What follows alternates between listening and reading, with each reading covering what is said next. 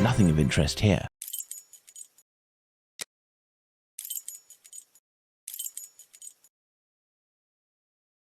I have no reason.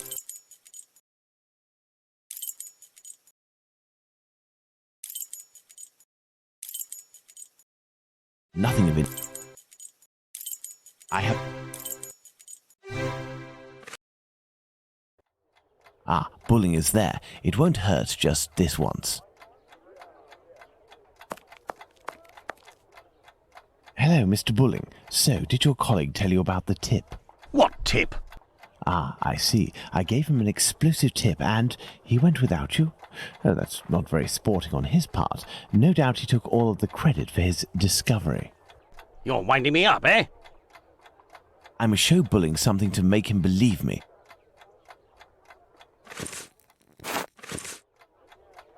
What do you want? I'm not winding you up. The proof is that he gave me this advance on the debt. The traitor! He owes me if I find him. Before I leave, can you do me a favor? Heck, tell me. I'm looking for some reliable info on the murders committed in Whitechapel in the months before Polly Nichols' attack. Reliable? Ha! You really think you'll find that here? Fine. I'll be honest with you. We have folders that group the dispatches from the current year into categories. In the police law category, you'll find the transcripts from the trials and investigations that we sell to the newspapers that ask us. Perfect. Sadly, I am out of time. I'll leave you to solve it, eh? You're the detective, aren't you?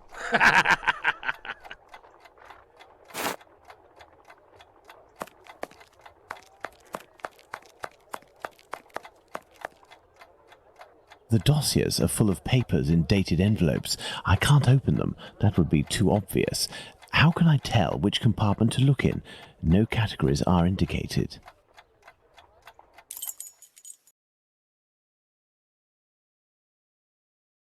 An envelope is torn. I can tell that this dispatch contains economic information.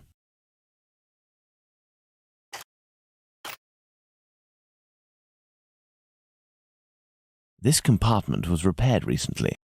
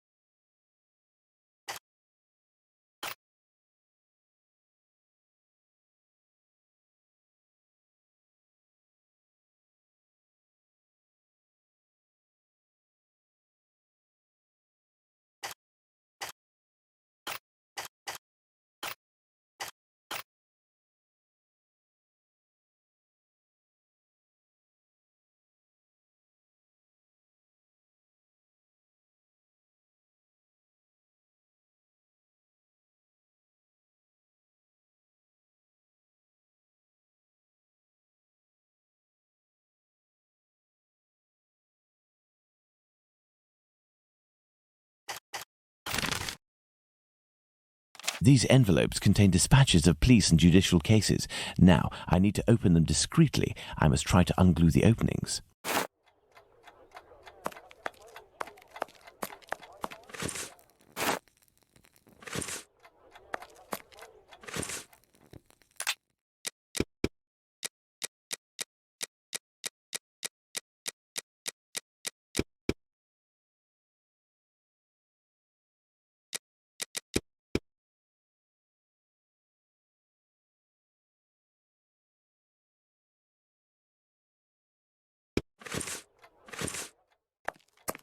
These envelopes contain dispatches of police and judicial cases. Now, I need to open them discreetly. I must try to unglue the openings.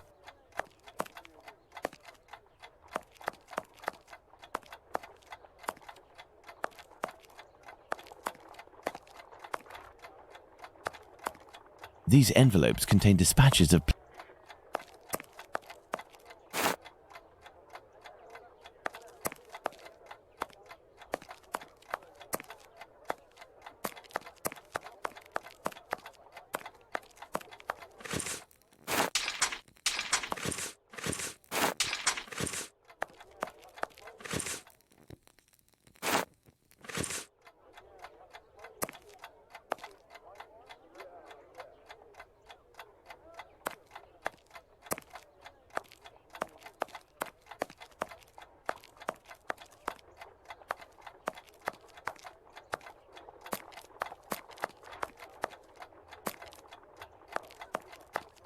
water.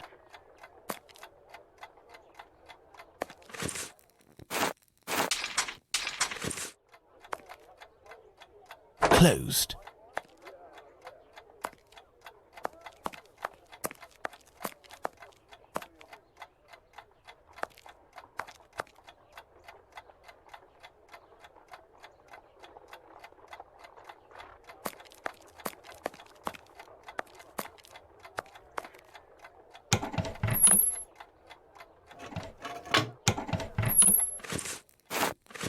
These envelopes contain dispatches of police and judicial cases. Now, I need to open them discreetly. I must try to unglue the openings.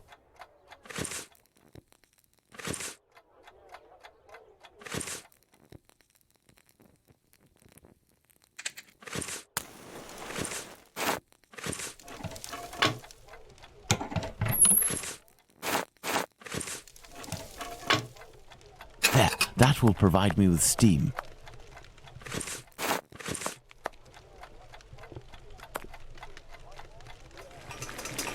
Open, and it looks like I'm in luck. This envelope contains precious information.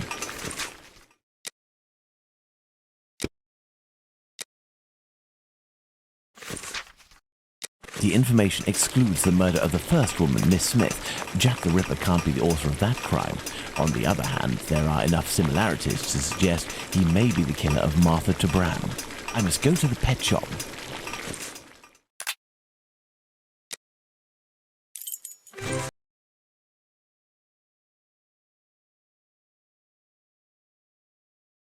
I must go to the pet shop. Closed until further notice. Abraham isn't there. No luck.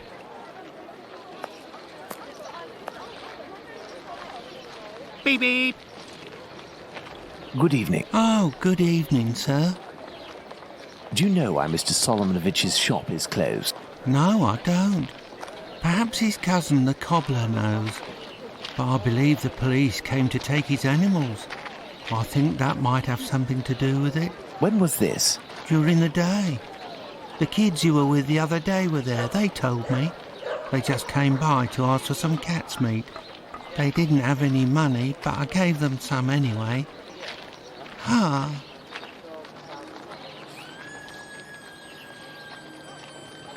Is something wrong? It's just that there was a little girl with them, the same age as mine. My little girl who went away with her mother, with the angels into the sky. Dr. Watson told me about your loss. Please accept my condolences. Would you like to talk about it? How did it happen? The illness, sir. My poor little girl was in agony, and her face and body were ravaged by the disease. Her face? Yes, she looked like a ghost. Is something wrong? It's just Her face? Yeah. What illness was it? Dr. Gibbons tried to explain when I took my little girl to see him, but I didn't understand. I'm sure that he was trying to insinuate it was my fault. I'm sorry, but I don't want to talk about it anymore. I understand. Farewell. Let's go and see Dr. Gibbons. Let's go and see Dr. Gibbons.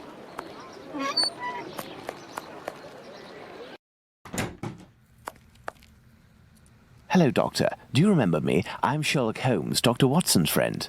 Oh, yes. Excuse the mess, but I am doing a bit of tidying. I have come to see you about a Mr. Hardyman, a cat food seller by trade who recently lost his daughter and wife. Yes, I know him. A tragic story. Actually, I was hoping you could tell me about the disease that took his daughter, a disease that would have attacked her face. Well, to keep it short, we are speaking of syphilis, Mr. Holmes. You must certainly know that it is transmitted through intimate connections and that the vast prostitute population here contributes to its inevitable progression. It destroys individuals by spreading through the body slowly. The most obvious symptoms can be found in the genitalia and on the face in the form of pustules or lesions. Sometimes this illness can destroy whole families. The father catches it from a prostitute, he transmits it to his wife, who in her turn passes it to the kids which she bears or nurses. These cases are numerous in the vicinity. Certain children, and this is the case of the little girl whom I won't name, suffer from an emaciation of the face which will, apart from predicting an imminent death, bring infamy upon the family. Emaciation of the face? Yes, what we sometimes call the pox. I will give you a photograph. One cannot be mistaken on the origin of such a face. The eyes seem to be void of lids, the nose is inexistent as if it was cut off, and the cheeks are chiselled as if cut with a knife. This loss of facial matter, this emaciation, is in this area often the gift from a father to his children. Can I keep this photograph? I should destroy it, but if it can remind you that one must sometimes think twice before giving in to physical attraction. I always seem to find myself alone in such cases. Thank you, Doctor.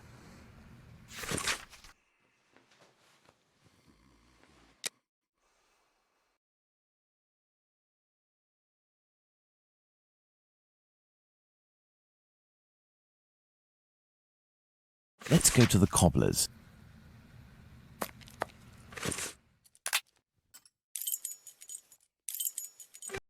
Let's go to the cobbler's.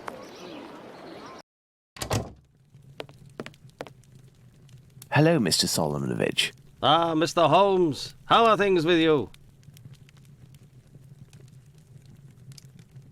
I heard your cousin Abraham had a problem with his shop. What happened?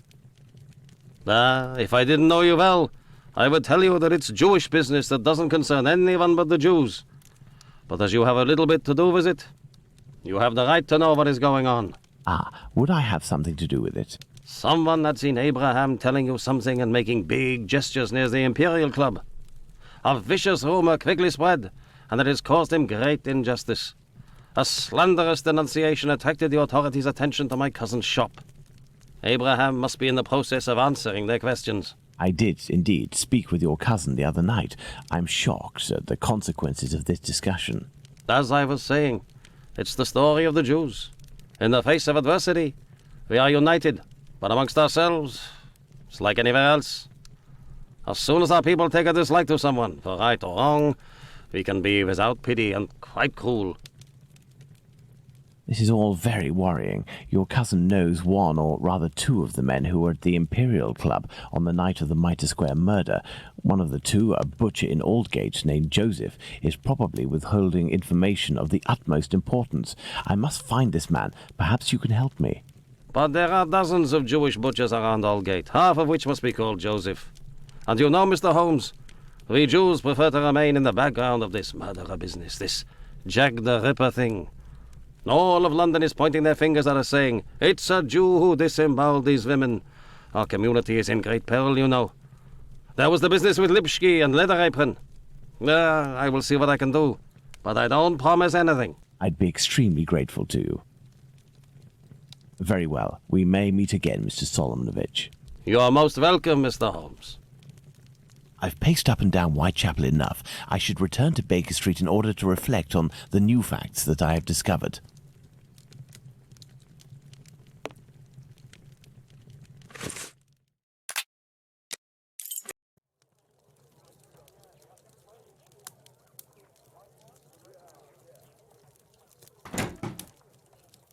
Hello, Holmes.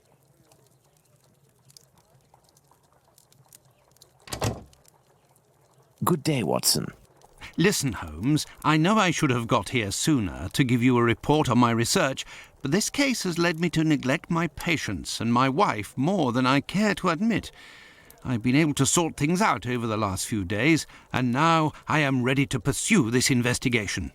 You don't have to justify yourself, Watson. Whilst I do tolerate you as an observer, and despite your occasional help with more menial tasks, may I remind you that you are by no means an indispensable part of this case. Oh, you tolerate me as an observer, do you? Oh, you're too much, Holmes. Well, Mr. Detective, despite my absence, I have been working on this case, putting my relationship on the line in the process. And I happen to have a confidential letter that only passed from one lord's hand to another. What it contains is extremely serious and concerns Dr. Tumblety and his collection of uteri. Let me see that.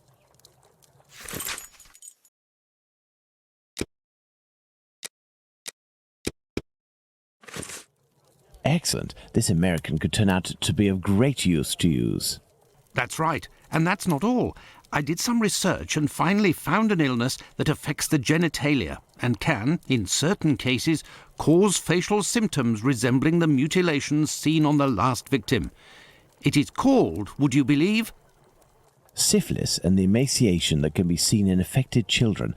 I have known that for days, Watson. Really? Listen, now you're already here, Watson, we may as well continue the investigation.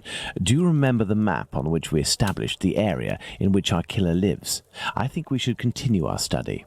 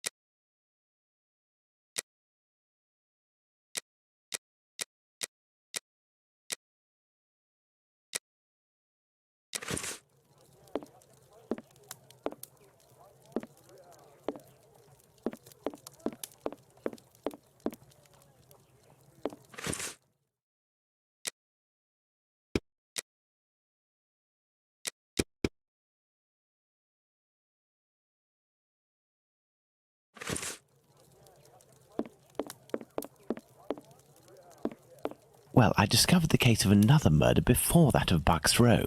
It happened in George Yard. We shall put it on the map in order to see if it corresponds to our area of research. We must place the murder of Martha Tabram in George Yard on the map.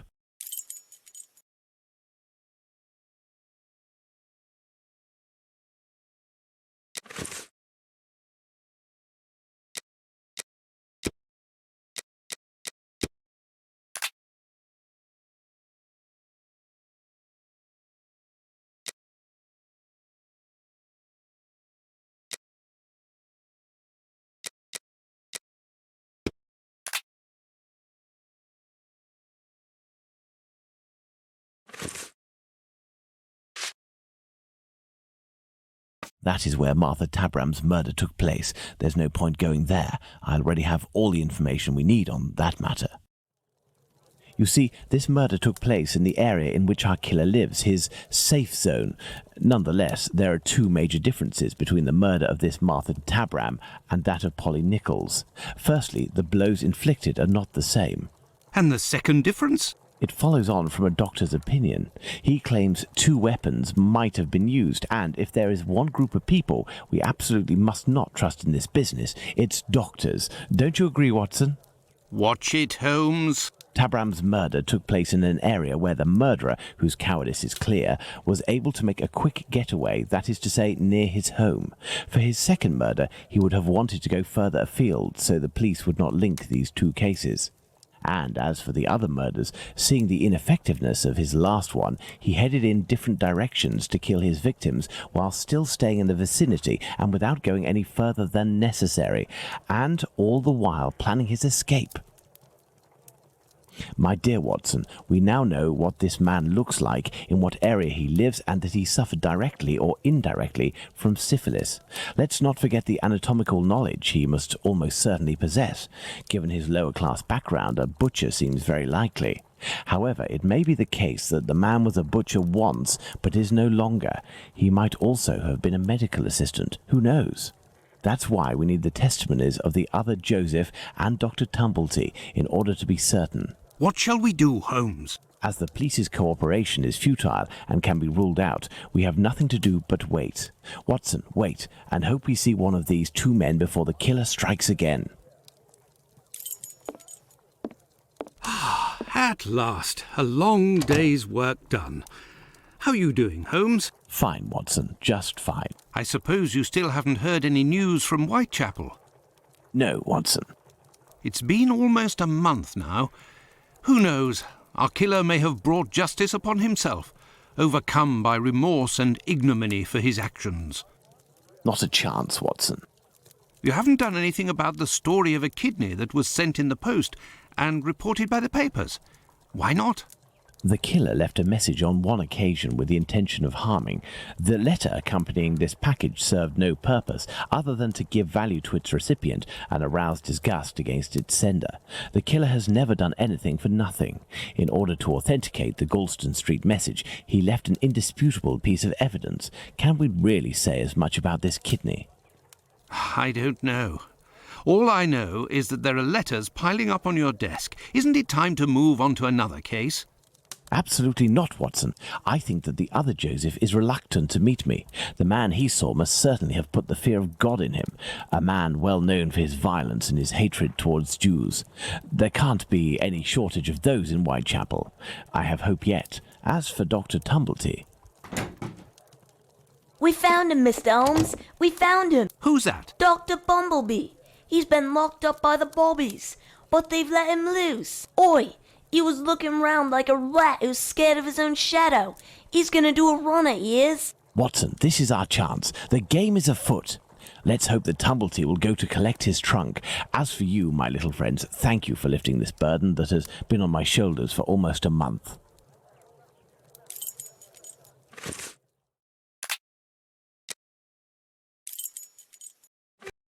Let's return to the boarding house.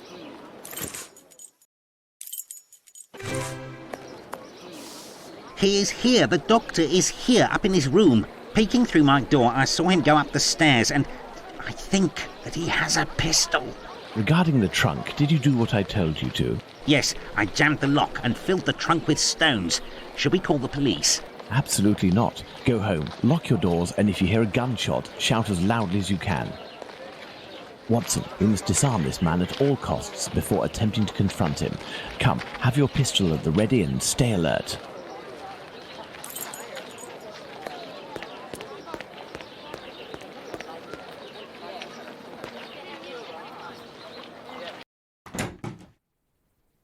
Don't move a muscle or I shoot. Who? But what is going on? Bravo, Watson. I take back everything I ever said about your less than full involvement in our investigations. Listen, Mr. Policeman. I already told everything to your colleagues at the station, so... Don't you believe it, sir. We're not with the police. We are here to talk about human organs, an area in which you seem to have a great deal of interest. What? But who are you? We are the ones holding the pistol. Listen, Tumblety, tell us everything you know and you will be spared from the noose or a bullet. Have you tried to get hold of any female genitalia from someone during these past months? So that's it. You English. Listen, as it happens, I do have a collection of female genital organs which I hold dear and never miss the chance to show my friends whatever the occasion. If you knew what I feel when my eyes meet the young men's as they contemplate with astonishment and disgust this soft and flabby skin that they worship and place at the center of all their passions. Women repulse me, gentlemen. They are one of nature's greatest mistakes. Lying, haughty, and most of all, nauseating. No, sirs. Men, mankind, we are not made to soil ourselves with such animals, and it is my task to educate my peers, like the ancient Greeks used to do, and put them on the path to masculine relationships, the only kind worthy of our intelligence. My God, this man has lost his marbles, Holmes. You haven't answered my question. Did you attempt to obtain any female organs? Indeed, but a long time ago. I was living in Liverpool at the time. A few of my specimens were starting to lose their freshness. But despite the sum proposed, the heads of the university hospitals refused to accede to my demands. The fear of what others would say, certainly. I know nothing more similar to an arrogant fowl than an English doctor. Yakety-yak, always showing off in the courtyard with their haughty airs. And as soon as... Shut it, Tumblety. So, was it you who killed all of these women? Yes or no? I regret to say that it was not. If I had really wanted a few more uteri, I would have had them brought in from the United States, where it would cost me much less than here. Or I would have shown a few gold coins in the hallways of a morgue or a hospital in London, and they would have kissed my feet to sell them to me, and not taken the least risk. But kidneys are all the latest, aren't they? I think that I could find one tomorrow for less than £1. In short, gentlemen, I do not know your killer, and I don't know why he's doing that. But if you come across him one day, please send him my friendship and my deepest respect. You've gone too far this time. Come, Watson, let's not get carried away now. Thank you for your assistance, Doctor. If I may offer some advice, you should leave England as soon as possible. Each day that you remain in this country is a risk that an intelligent man would not take. My pistol? Without that, it will be even more risky. Can we believe this man, Holmes? He can't be the murderer, and his story regarding the organs fits. But we can't afford to take the slightest risk. I will ask the Baker Street irregulars to follow him. Listen, lads, when Tumblety leaves here, follow him discreetly and come and tell me as early as possible tomorrow where he is currently residing. Understood? Understood, Captain. You are already ready, Holmes. What is going on? I have been waiting for you for at least an hour, Watson. It would appear that a new drama has unfolded. The youngsters came to give me this address, but I have some doubt as to the actual location we are going to. Let's try anyway. At worst, we may come across the Baker Street irregulars to put us in the right direction.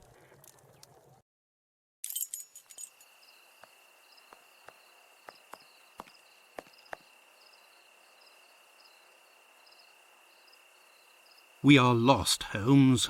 No, we're not, Watson. We are heading for the very street I'd hoped for, but as I wasn't sure it was this one, I've made a few big detours in order to find the right one. I'll know it when I see the name. Why, of course, Holmes. Why didn't I think of that? The great Sherlock Holmes can't...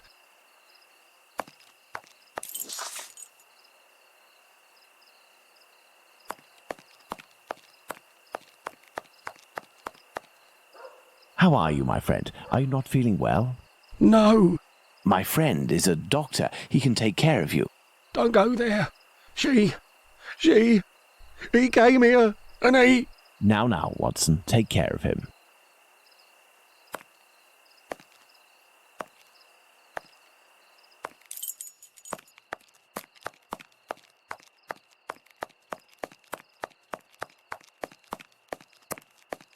Nothing of interest here.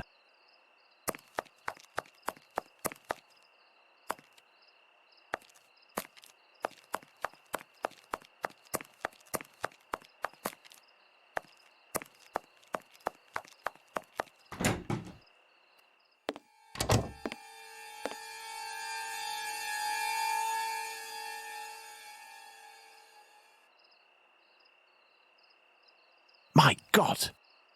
What happened? Can't talk. Wait for the coppers. Are they coming? My eyes are crying. No. Go find them too, mister. I'll stay here and keep an eye out. Go! No, I must await my friend. Ah, here he is. Watson, are you there? How are you? Fine, Holmes, and you? What happened? Hello, sir. Where are we, Watson? In Whitechapel, Holmes. This must be Dorset Street. You don't seem very well. Do you need something? Indeed, Watson. Some clay, a great big piece of clay. I would ask for some wine, too, but as you know, I taste nothing but melodrama. What is over there? A trip from which you will never return, Watson. Trust me, don't go there. A trip? Behind this door? In this room? It's not strictly a door, it's more of a portal, a threshold, and what lies behind it is not the mortal realm, Watson. It is a place beyond time and space, the gift of a frantic artist who made use of his talent in order to grant us access to his world, Watson. Beyond that threshold is an abyss. Hell. The police won't take long to arrive, and the last thing I want is to waste precious time on them. Could you lead me out of this area and take me home?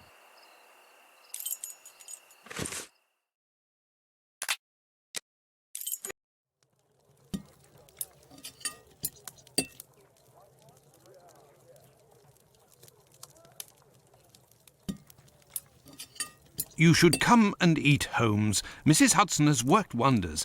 The joint has been cooked medium rare. If only you would tell me what was in the courtyard. The answer, Watson. The answer, Holmes? Yes, the answer to a question that you asked me a few weeks ago. How the devil can the answer to a question I asked you be found in that courtyard? And what question are you referring to, Holmes? How our killer set about reaching the height of horror by taking another victim, Watson.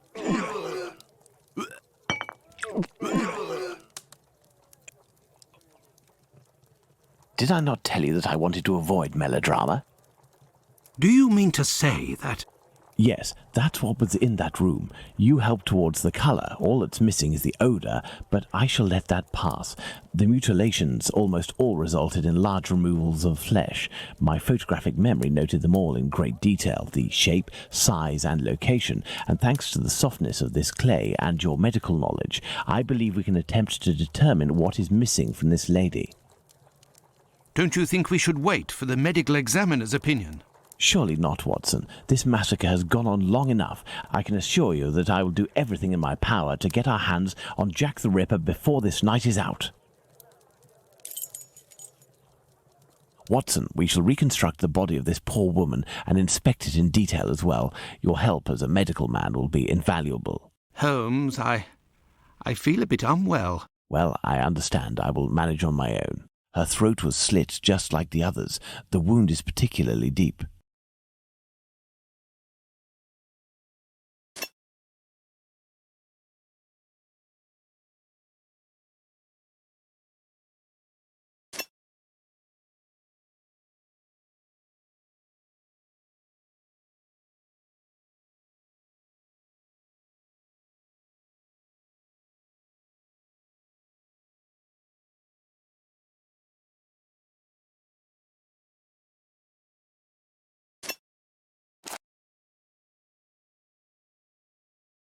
There were incisions in the rib cage, as if to inspect them.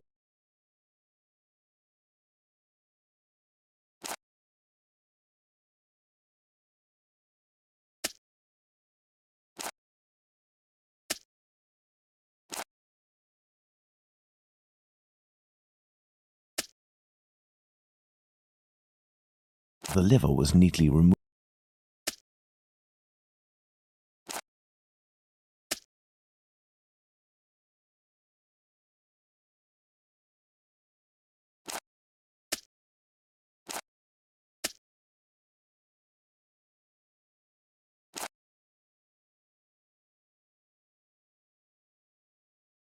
An organ is missing, apparently. I must specify which organ this is on my list.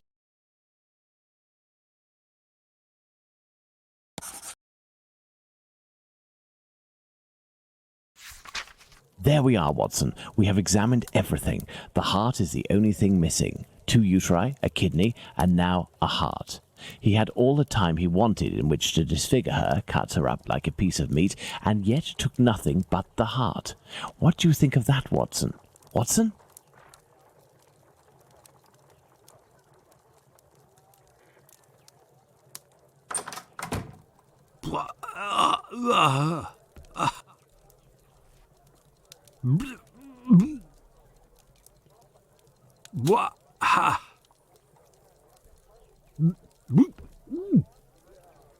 I dread to think how you'd react if you saw a corpse.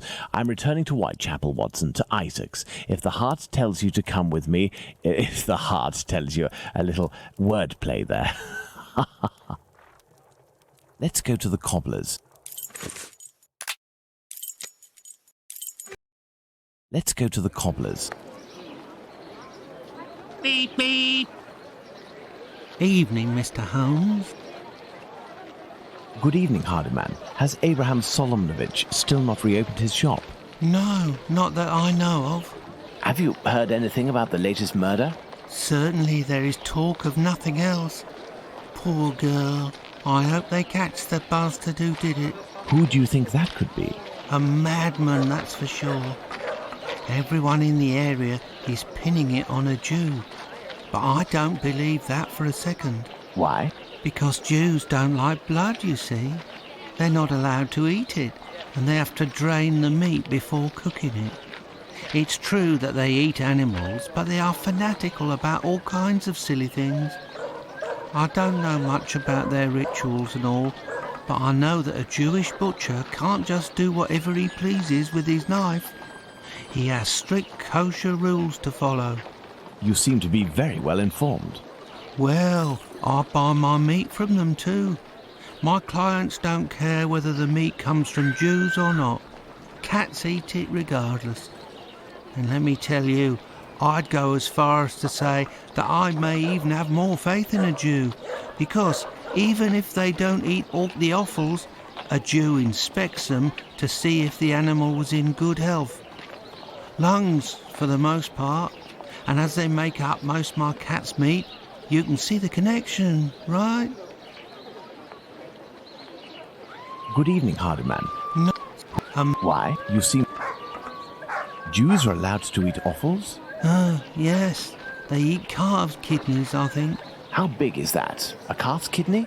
Ah, well, that depends if it's fresh or if it's been marinated in brine or cooked. When fresh, are they as big as a human kidney? They would be, yes. You know, Mr. Hardyman, it's lucky for both of us that the murder that took place in your mother's courtyard was only the Whitechapel killer's third. Had it been the first, I wouldn't be thanking you, as I'm doing now, for all of this important information. Goodbye and take care. If you say so. Right, farewell, Mr. Holmes. Let's go to the cobbler's. Let's go to the cobbler's. Good evening, Mr. Solomnovich. Evening, Mr. Holmes. If you've come about the business of my cousin, I hate to say... Before you respond to my request, I must ask you to answer this question of the utmost importance. What offals are Jews allowed to eat? Well, the same as you. Kidney, heart, liver? Yes. How are they prepared? Kidneys are boiled, heart is often finely sliced and cooked on a skewer, and liver is always grilled. These offals, do they come from cattle? Yes, beef or veal. And eating non-kosher food would be a grave affair for a Jew, isn't that right? Yes, it would be very serious. But what are you getting at? If I were to tell you what I'm thinking, Mr. Solomnovich, you would pull out your own eardrums to not hear the end of my sentence. It goes against the beliefs of hundreds of members of your community, and for some, perhaps even worse. I will ask you one last time before involving the authorities, who I assure you will be far less discreet than myself. Do you know who the second Joseph is, the Aldgate butcher, who your cousin knows from the Imperial Club? His name is Joseph Chaim Levy, but I don't know where he lives. I know nothing about him, other than he's a member of the Imperial Club on Duke Street. That street is after Church Passage, coming from Mitre Square, am I right? That's it. Thank you. You have been an enormous help to both of us. Now, listen carefully. I need you to find 4 or 5 strong men among the members of your family who you trust wholeheartedly and to wait here with them until my arrival, or you receive a message from me. Is that clear? But if you will tell me... Later, Mr. Solomonovich. Later. Let's go to the Imperial Club.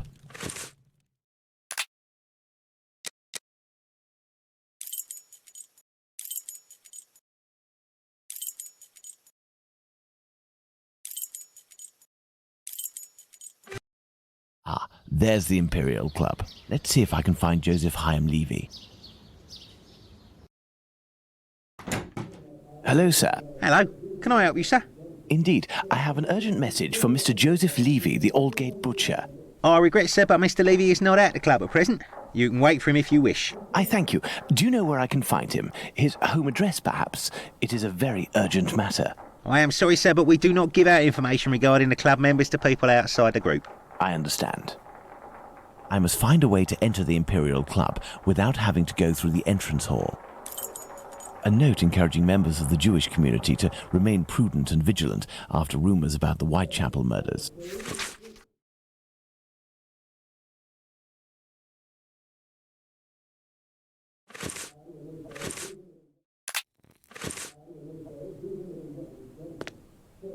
Judging by the sound of voices and applause, there is a meeting going on at this very moment. I'll have to be very cautious. Pardon me, sir, but the club is only open to members. I must find a way to enter the Imperial Club without having to go through the entrance hall.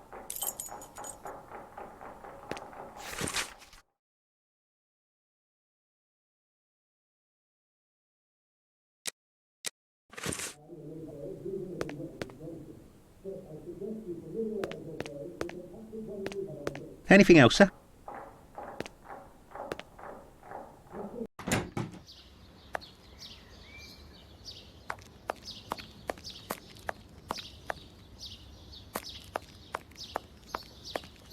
Closed.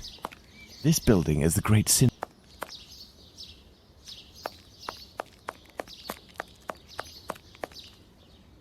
Coal. It's a service door and firmly locked. There must be a stock room in the cellar beneath this room.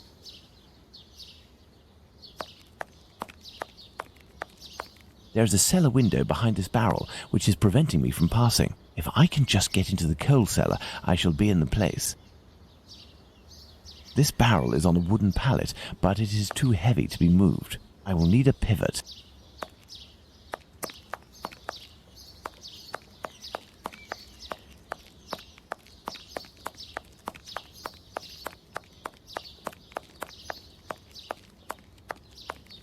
Nothing of interest here.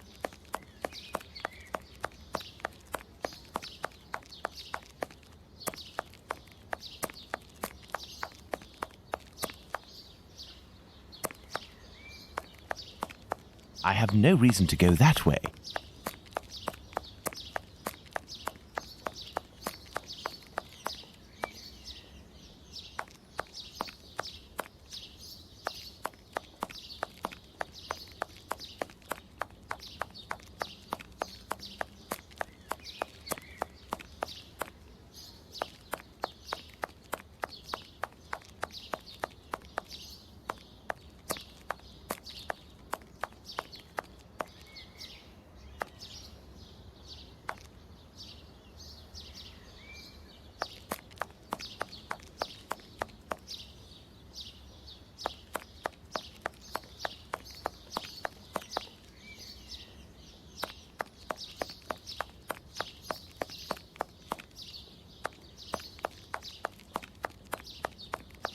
I have no reason to go that way.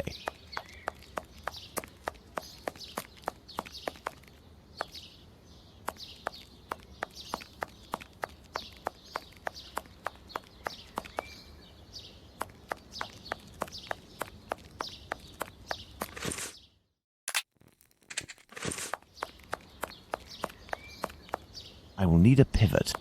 Coal. It's a sub.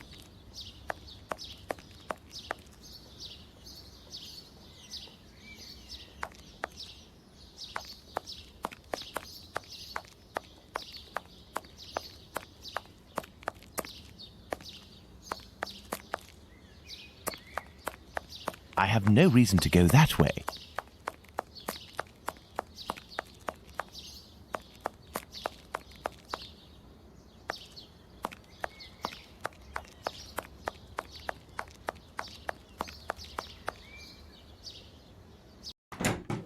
Anything else, sir? This may come in handy.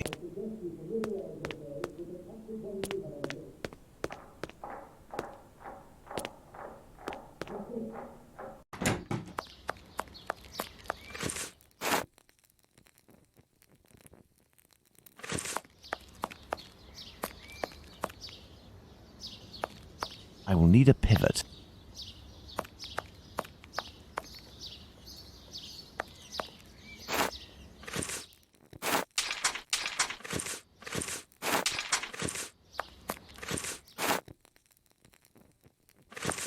There we are. My pivot is in place. Now, let's find something to tip over this barrel. I will need a pivot. I will need a pivot.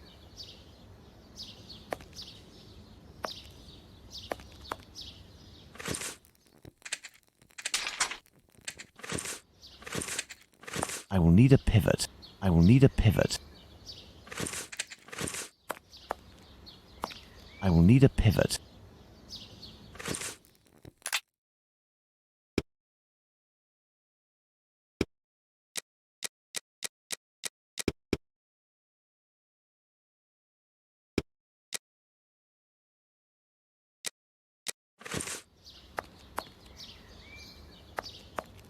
Coal. It's a service door and firmly locked. There must be a stock room in the cellar beneath this room.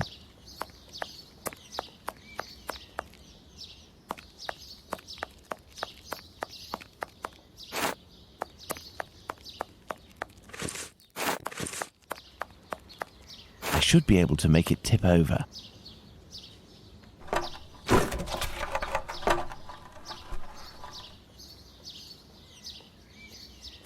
Closed. The cellar window is locked from the inside by a simple iron hook. Let's go. Good. Let's try to find the exit that leads to the club.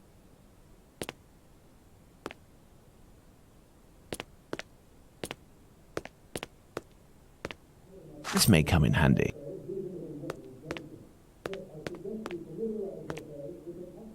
Empty tin cans.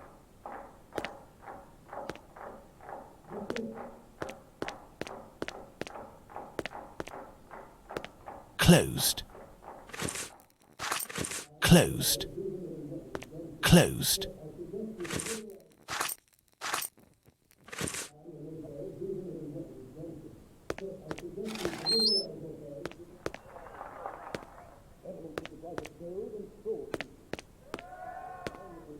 No, that's not such a good idea. There's a meeting taking place. Let's hope that it really is the key to this door. Administration. Perfect. This must be where the information on club members is kept. No, that's not a good idea. The watchman is still there. I must find a way to get him to leave his post.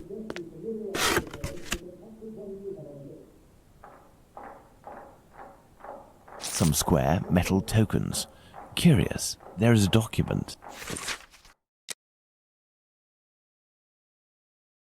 There must have been litigation between Joseph Hyam Levy and Jacob Levy. A page from an old Yiddish-English dictionary. Court's proceedings. Curious. This must be the club's safe. What I am looking for is probably inside. I need something. This must be the club's safe. What I am looking for is probably inside. The lock on this chest is very sophisticated. Let's see.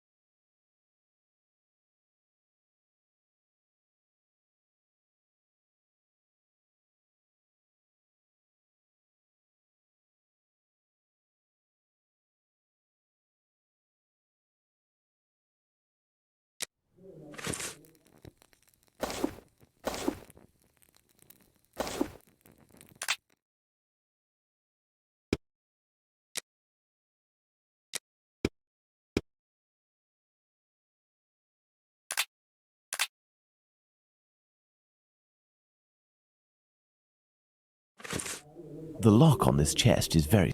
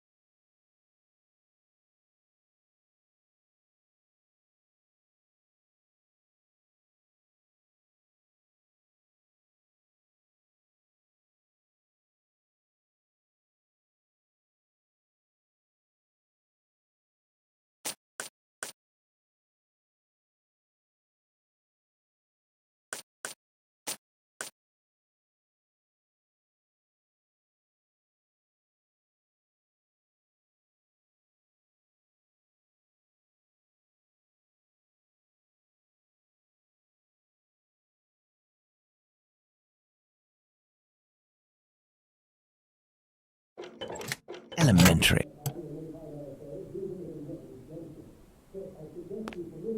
I need something. These documents contain some words in Yiddish, which reads from right to left.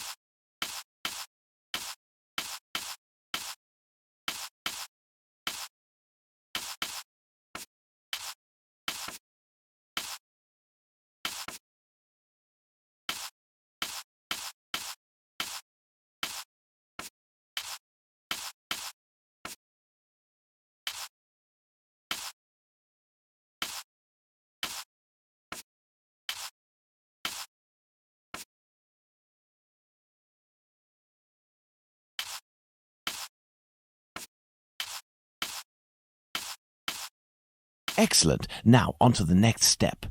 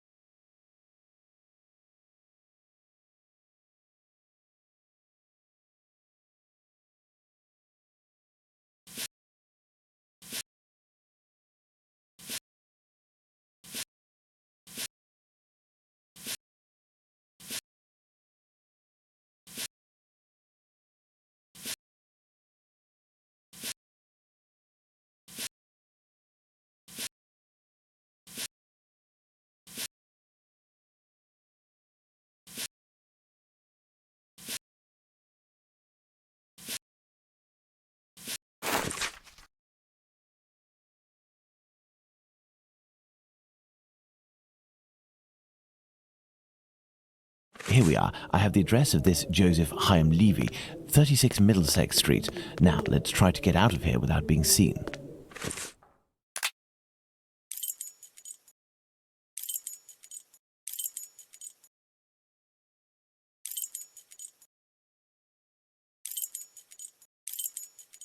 Nothing of interest here.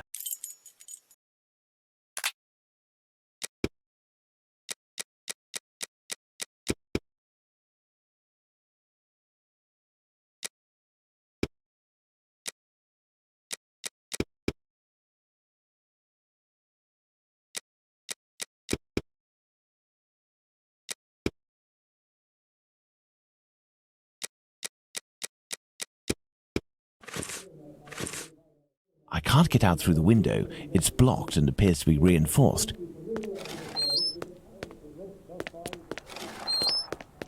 Closed.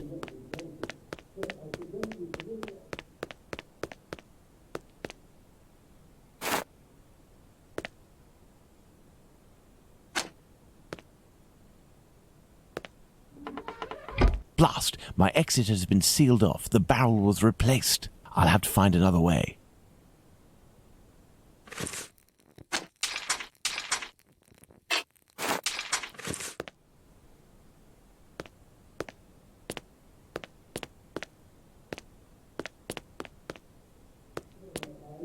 I can't get out through the window. It's blocked and appears to be reinforced. I'll have to find another way out.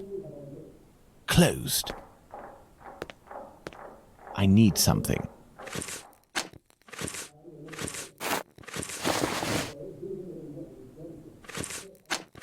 I need something.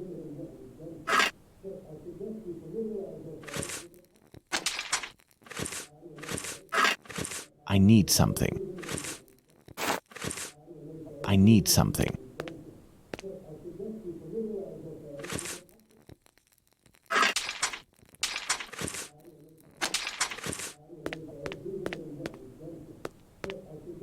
Closed.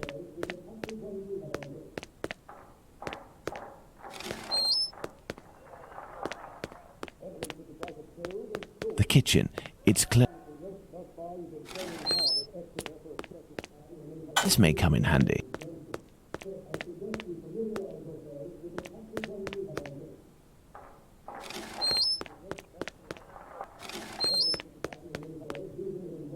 I need something.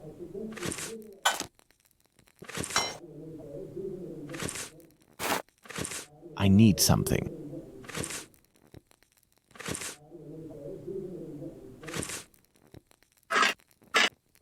I need something.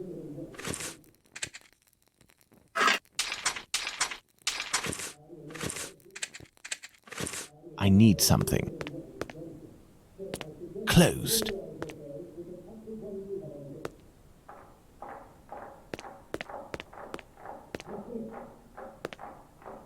Closed.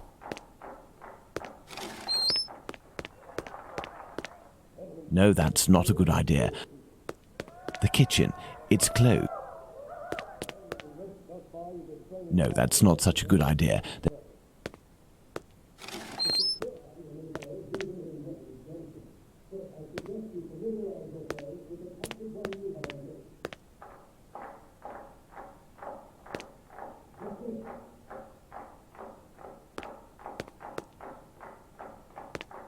can't get out through the window. It's blocked and a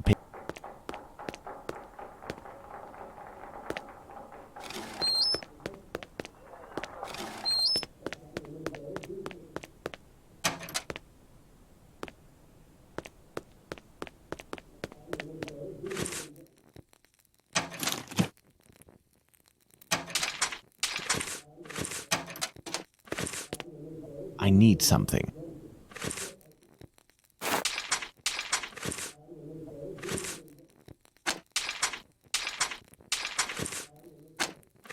I need something.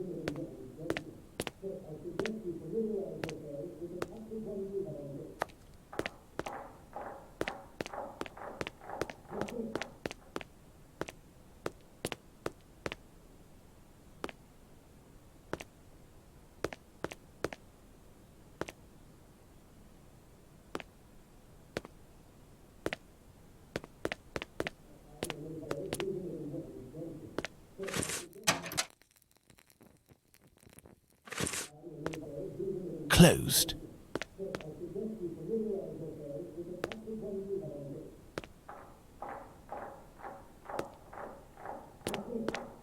I need something. No, that's not a good idea. The kitchen, it's closed.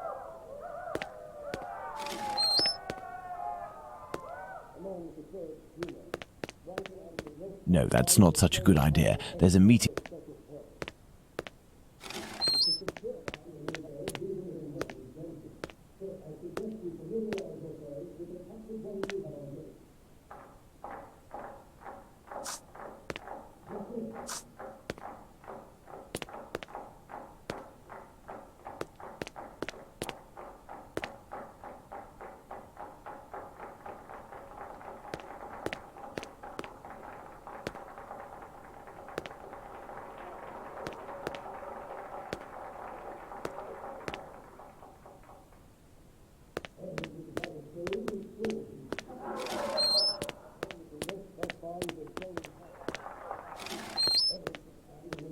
I need something.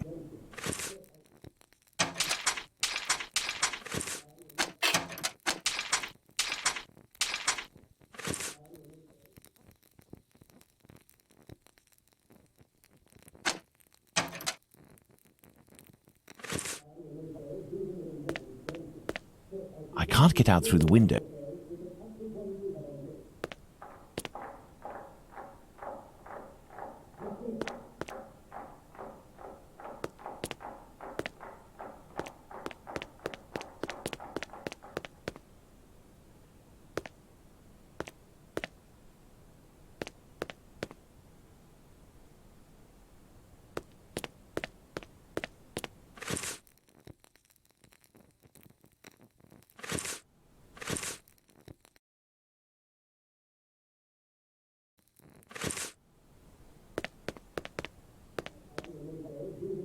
I need something.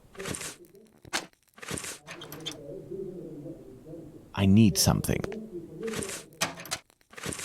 I need something.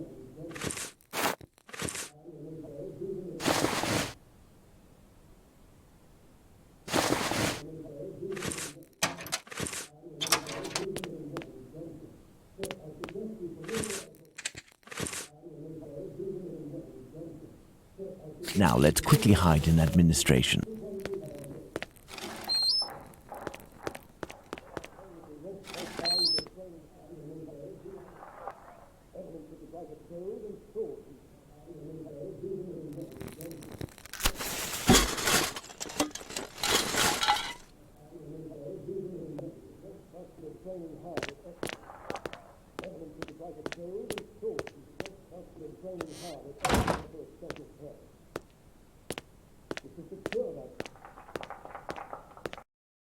Let's visit Joseph Levy at 36 Middlesex Street.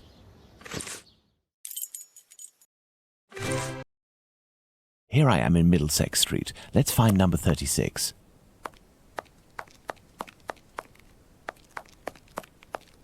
Hot tater, sir? No worms, and that's my guarantee.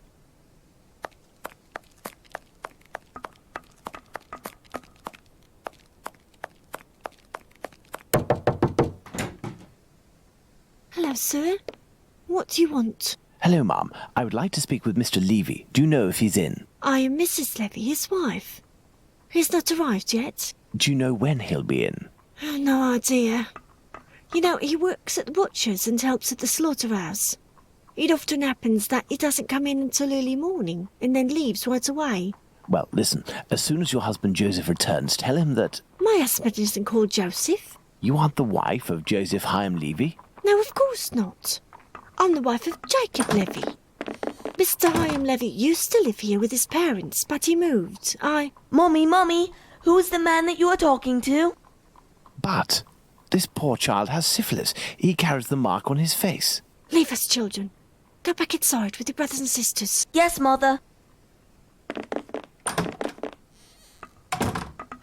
As I was saying, Mr. Hyam Levy doesn't live here.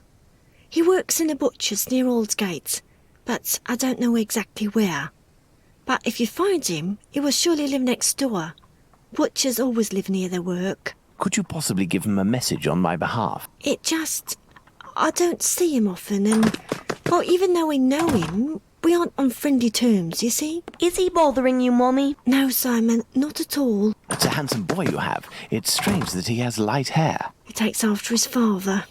Strong, with light hair. Wait, he sounds familiar to me. A man of about 50 years old, very big, at least 6 feet tall, and left-handed, correct? You are mistaken yet again. My husband is only 32 years old, no taller than 5'3", and he's right-handed. Obviously, there are many Levys in the area. I will leave you, and I pray that you will excuse the disturbance. Perhaps we will have the pleasure of meeting again. Farewell, Ma'am. Goodbye, sir.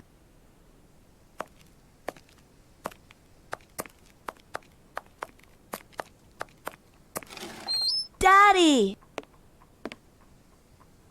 I must return to Baker Street. Let's go to Baker Street.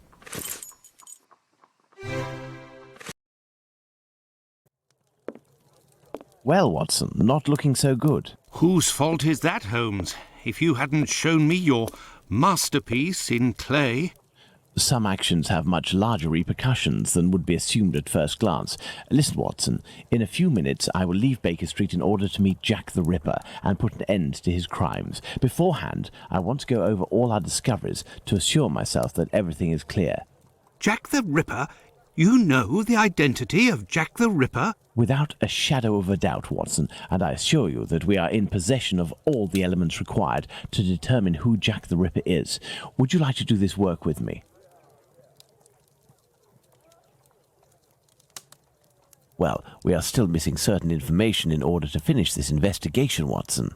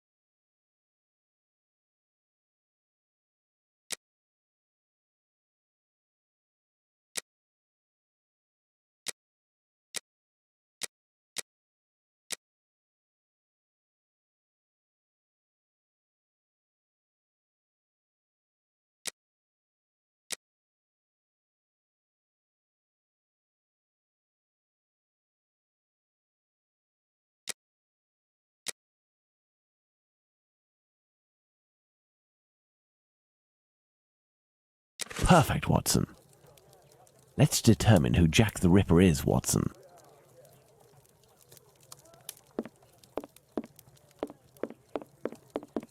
Thus, we have 5 suspects. Let's add the elements that correspond to each of them.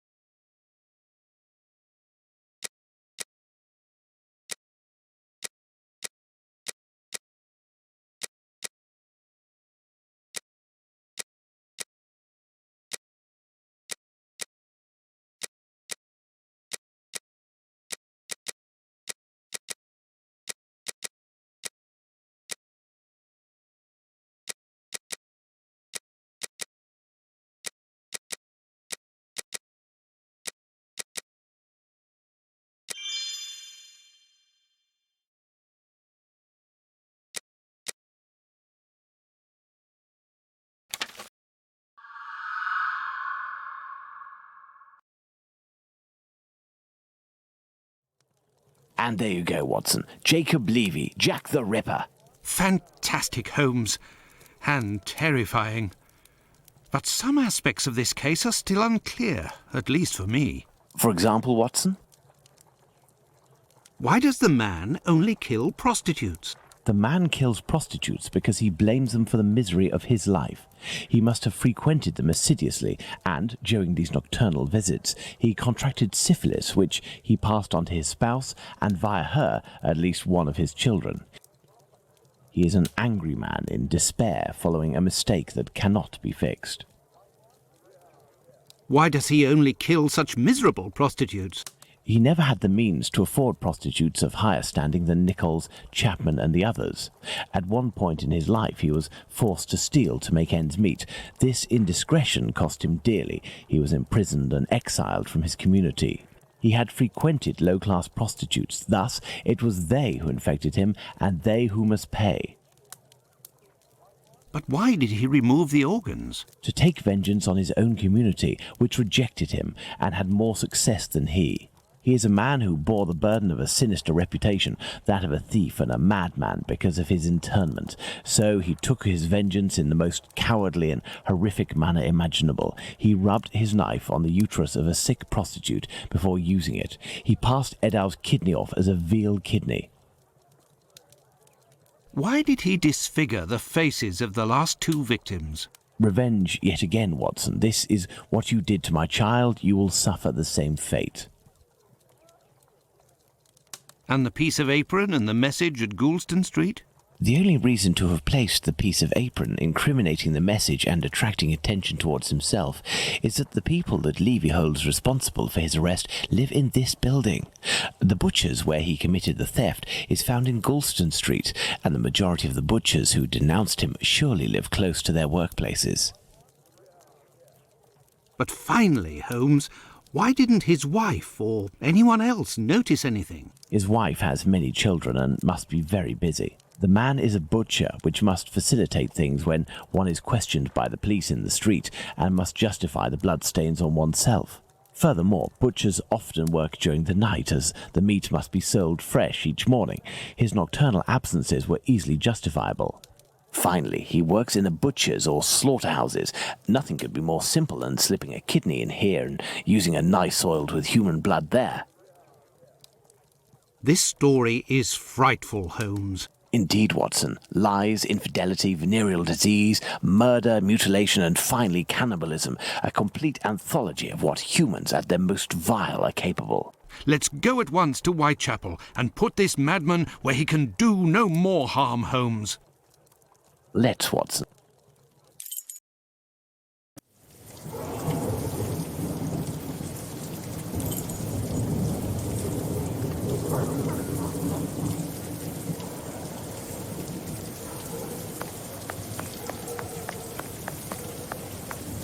I do believe we are not alone. I hope these men won't prevent us from passing. Me? No. But you, yes, Watson. Your journey ends here tonight. Pardon? You're sometimes a little hot-headed. And moreover, Mr. Solomonovich has a few things to tell you. I won't be long.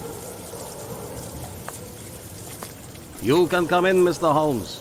He's waiting for you inside. Everything was organized according to your instructions. I don't know how to thank you. Later. Dr. Watson is awaiting an explanation from you.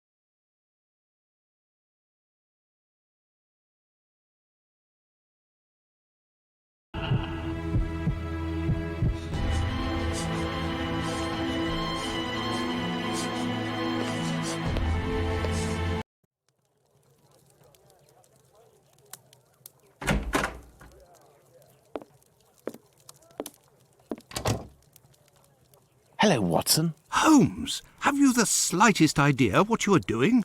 I think so, Watson. Leaving this bloodthirsty pervert at liberty and hiding his existence from the London police? What folly! Certainly, the police will never find their man, but with so many men deployed, this affair will indirectly have a benevolent effect on the crime in the vicinity. But Holmes, wait! Justice hasn't been served, and we are accomplices to the fact. Justice? But I don't serve justice, Watson. I serve truth. And, incidentally, I serve my country, and I don't think that I have ever served it better than today. Imagine if, after months of terror and a murder as abominable as that of Miller's Court, we deliver to the English people a man of the Jewish faith, a journeyman and head of family as the guilty party. A man who forced members of his own people to eat human flesh. All of this contained tension would have exploded in a myriad of anti-Semitic acts which would have thrown Whitechapel into a rage of fire and blood. And this man's family, who are completely innocent and have suffered more than their lot, would have been the first in the line of sight. Should we condemn an entire people to shame and promise them 1,000 wounds because one of their members committed an unmentionable crime? Neither I nor you have the right to do so.